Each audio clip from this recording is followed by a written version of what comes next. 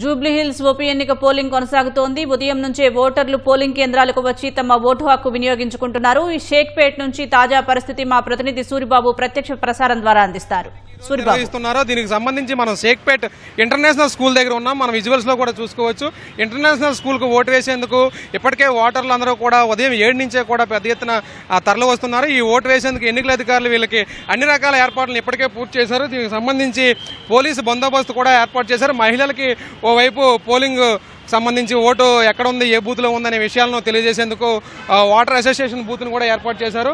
మరోవైపు ఇక్కడ సకుటుంబ సమేతంగా కూడా ఓటు వేసేందుకు చిన్నపిల్లలు ఉంటే వాళ్ళు తీసుకునే భార్యాభర్తలు కూడా ఓటు హక్కు వినియోగించేందుకు తరలి వస్తున్నారు. వీళ్ళకి సంబంధించి ఎన్నికల పరిశీలకులు అందరూ కూడా ఎన్నికల అధికారులు వీళ్ళకి ఓటు ఎక్కడ ఉంది, ఏ బూత్ లో ఉందని చెప్తున్నారు. మనము ఇంటర్నేషనల్ స్కూల్ షేక్పేట్ దగ్గర ఉన్నాం. ఇక్కడ 28, 29, 30 3 బూతులను ఇక్కడ అందుబాటులో ఉంచారు. మహిళా పోలీసులు వాళ్ళ మహిళలు ఓటేసేందుకు ఒకవైపు పంపిస్తున్నారు, పురుష ఓటర్లు మరోవైపు పంపిస్తున్నారు. దీనికి సంబంధించి మన విజువల్స్ స్పష్టంగా చూసుకోవచ్చు. ఎలక్షన్ కమిషన్ ఆఫ్ ఇండియా కూడా దీనికి సంబంధించి అన్ని ఏర్పాట్లు చేసింది. ఇప్పటికే ఎన్నికల అధికారి కర్ణన్ కూడా పోలింగ్ బూతుల్లో పర్యవేక్షిస్తున్నారు. సుదర్శన్ రెడ్డి కూడా మరోవైపు జూబ్లీహిల్స్ లో డివిజనల్ వైజ్గా పర్యవేక్షణ చేస్తూ ప్రశాంతంగా ఓటింగ్ జరిగేందుకు అన్ని రకాలుగా కూడా చర్యలు చేపడుతున్నట్లు మనకు తెలుస్తుంది. 28, 29, 30 బూత్లు ఈ ఇంటర్నేషనల్ స్కూల్కు సంబంధించి 28వ బూత్లో 1042 ఓట్లు ఉన్నాయి. 29వ బూత్లో 800 ఓట్లు ఉన్నాయి. ఈ 30వ బూత్లో 1030 ఓట్లు ఉన్నట్లు ఎన్నికల అధికారులు స్పష్టంగా మనకు చెప్పారు. ఈ మహిళా ఓటర్లు, పురుష ఓటర్లు అందరూ కూడా వచ్చేటప్పుడు మహిళా పోలీసులు ఇక్కడ ఉన్నారు, మరోవైపు పురుష పోలీసులు కూడా అక్కడ ఉన్నారు. వీళ్ళని లోపలికి పోలింగ్ బూత్ 28, 29, 30కి వెళ్ళేటప్పుడు మహిళలను ఒకవైపు, పురుషులను ఒకవైపు పంపిస్తూ వాళ్ళకి స్పష్టమైన ఇన్స్ట్రక్షన్స్ ఇస్తున్నారు. ఎవరికి ఎలాంటి ఇబ్బందులు లేకుండా, తడబాటు లేకుండా ప్రశాంతంగా ఓటు నిర్వహించేందుకు గాను అన్ని ఏర్పాట్లు చేస్తున్నారు. దీనికి సంబంధించి ఇదైతే ఎవరైనా వృద్ధులు వచ్చినట్లయితే వాళ్ళకి సంబంధించి ట్రై సైకిల్ను కూడా అందుబాటులో ఉంచారు.